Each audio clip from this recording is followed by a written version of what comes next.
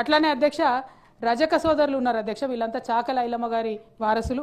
వీళ్ళందరికీ ఈ ప్రభుత్వం ప్రామిస్ చేసింది అధ్యక్ష. 10 లక్షలతో లాండ్రోమాట్స్ ఇస్తామని చెప్పి యువతకు ప్రామిస్ చేసినారు అధ్యక్ష. అట్లానే దోబిఘాట్ల ఆధునీకరణ చేస్తామని.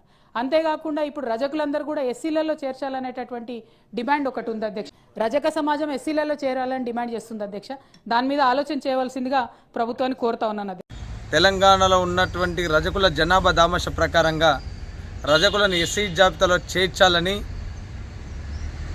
శాసన మండలిలో ప్రభుత్వాన్ని ప్రశ్నించాలని అఖిల భారత రజక సంఘ విజ్ఞప్తి మేరకు శాసన మండలి సభ్యురాలు ఎమ్మెల్సీ కల్వకుంట్ల కవిత గారు రజకుల తరఫున తెలంగాణలో ఉన్నటువంటి రజకులను ఎస్సీ జాబితాలో చేర్చాలని ప్రభుత్వాన్ని డిమాండ్ చేసినందుకు అఖిల భారత రజక సంఘం తరఫున, అదేవిధంగా యావత్ తెలంగాణలో ఉన్నటువంటి ప్రతి రజక బిడ్డ తరఫున కల్వకుంట్ల కవిత గారికి ప్రత్యేకంగా ధన్యవాదాలు తెలియజేస్తూ ఉన్నాము.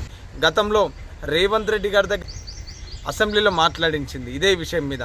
అదేవిధంగా గతంలో కేంద్ర మంత్రి వీరేందర్ కుమార్ తోటి కూడా పార్లమెంట్లో అఖిల భారత రజక సంఘం మాట్లాడించింది.